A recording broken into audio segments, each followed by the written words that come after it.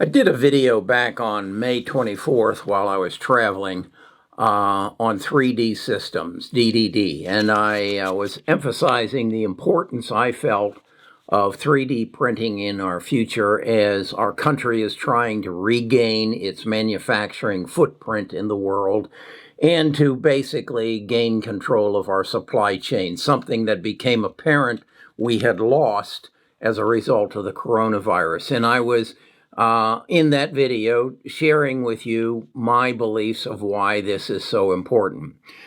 At the same time, I've come to the realization that there's really three parts of this bringing manufacturing back to the United States and how important all three of them relate to each other. And that is, not only do we have to initiate a new form of manufacturing called additive manufacturing, which is also 3D printing, but it's also going to involve AI, artificial intelligence, and the computer backup to these kind of systems, and robotics. Those are going to be the three elements of the return to our status as a major manufacturing force in the United States. To give you an idea why I believe that 3D printing is going, or what they call additive manufacturing, it produces objects, particularly when you get into the auto industry and the health industry, that are 70% lighter in most cases than the hard metal or the systems that have been used in the past. They're more urbanically friendly. They don't, particularly in the metal manufacturing, they don't require foundries and the pollution of past manufacturing. And then they're cheaper and faster.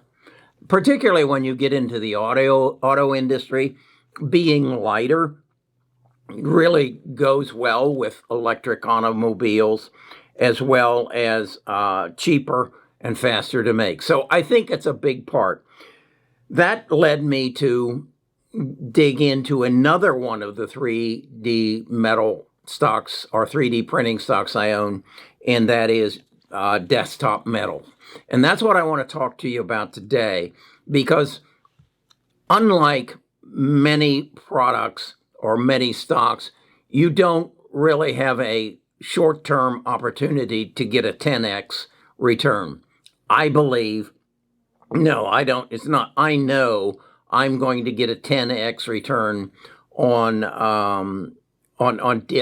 desktop metals because I've dug into it deep enough that I have a good understanding of what they're doing and where they're going. So stay with me on this. I think I found one that it'll take some time, but it's going to be a big payoff. Stay with me.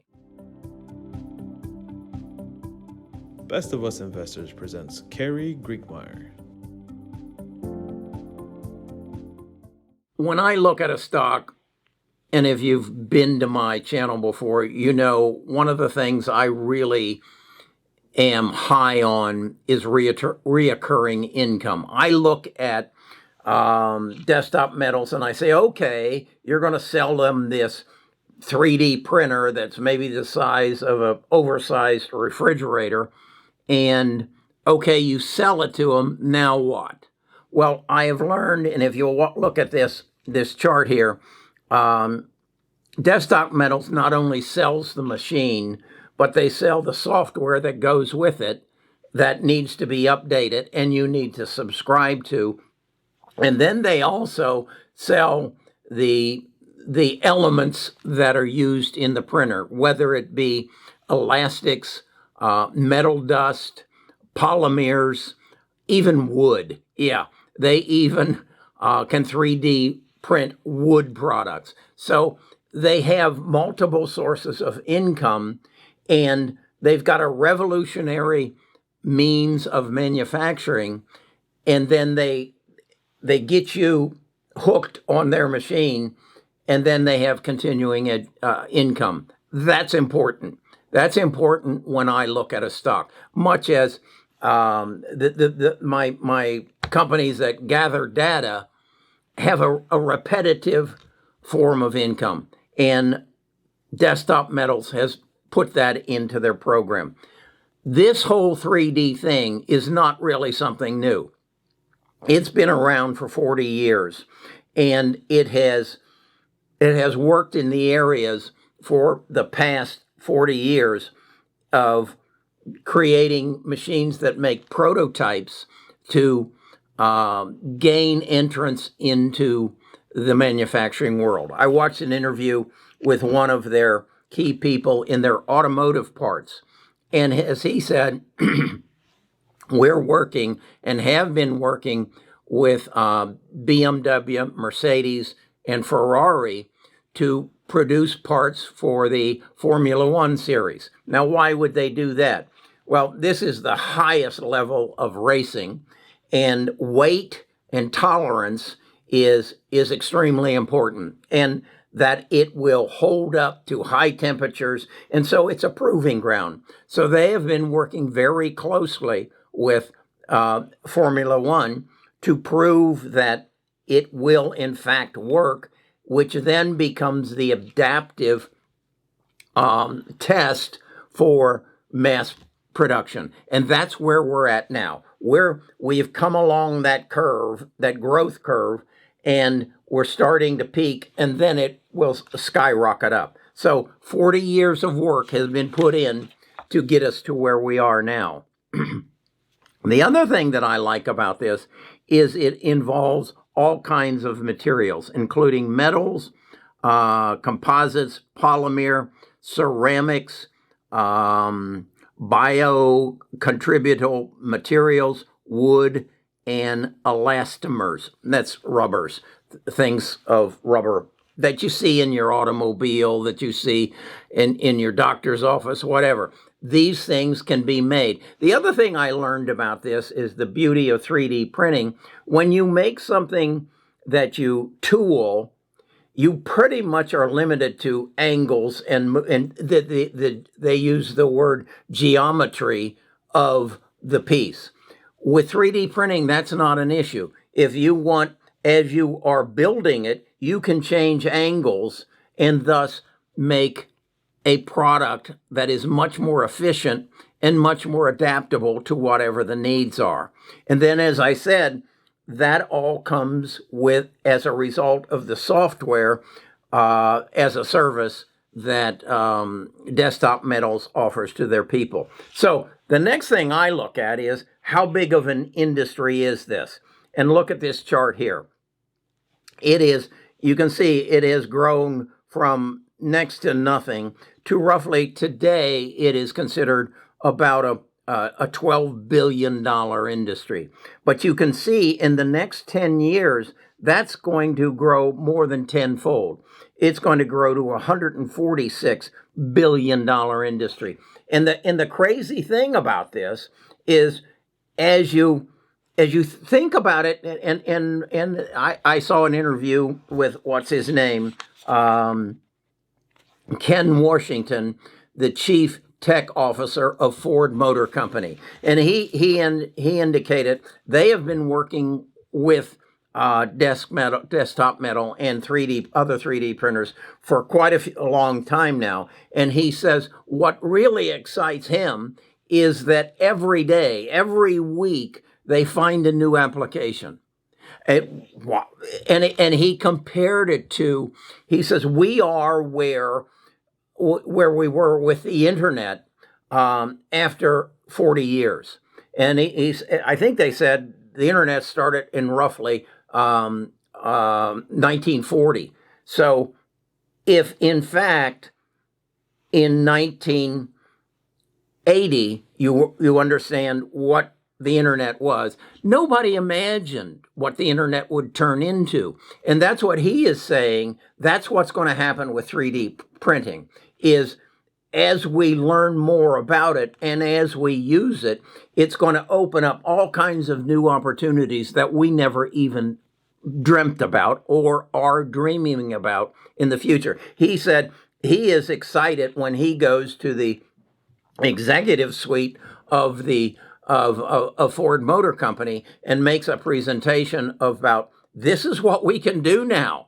And these executives ask him, well, what's in the future? He says, I'm not sure. I really don't know. It will just keep exploding as we explore it further. So we see in Desktop Metal's case, in 2020, they had $16.5 million worth of sales. That's not much at all. But in 2021, they're projecting $101 million sales. And then in 2022, 196. That's growing at a 100, almost a 96% per year growth rate. And their projections are that's going to keep up. In 2023, they see a growth of about 77%. So this is an industry that is in its infancy and is exploding. So I see it as this is somewhere I want to go. This is a chart. Look at this. This is a projection of their earnings. And you can see they're going from 101 in sales up to 300, almost 350 million in 2 years. You don't see this in many industries. You don't get an opportunity. Well, you see it, but you don't know about it. You don't have enough information to look and say, oh, I need to get in on that. And that's what I want my channel to be. You to see what's going to happen before it happens. Now, the other thing I wanted to know about in this is, are they just basically a one shot pony or something like that, or do they have other options and opportunities? And that is being resulted from acquisitions. So they've recently acquired Envision Tech. This, and I looked up what Envision Tech is into, and they're into everything from dental to jewelry to medical to bioprinting. If you need a new nose, they'll print it for you. As far as dental, I know at my dentist office, I was in the chair having my teeth cleaned, and I heard this, and I asked the hygienist, I said, what is that? She said, we're printing our own crowns. They had a 3D printer in the dentist office. They're going to be printing dentures. So think about what that means to the dentist. If I needed a crown, it would take 2 weeks. Here it'll take a day. In a day they'll have it, and the cost is less, and the opportunities for sale are up. So the dentist makes money. It's something that they can program and they can do. So they've acquired Envision. Then I found they're in the midst of acquiring Additive 3D. This is a company that specializes in elastics and rubber. Think about open the hood of your car and look at all the rubber hoses and pipes and all that. Think about even a temporary heart that might be made of rubber, or as you see in this thing, the insole of a shoe. The applications of 3D printing are just exploding. And again, you're taking it and putting it where it can be immediately done. You don't have to warehouse it. You make the parts as you need them, and you bring the control into your realm rather than having to get it elsewhere. And I'm working on getting an interview with the CEO of Desktop Metals. They've contacted me and said, yes, they would like to do an interview, and I think I can get it done possibly next week. So that's the element I want, and I've got some questions here. Where do they go from this? Are Are they going to at some point become the manufacturer of these parts as well? Or are they just the supplier of the machinery? And what percentage of the business is the machine, the printer, as opposed to that of the materials and the software?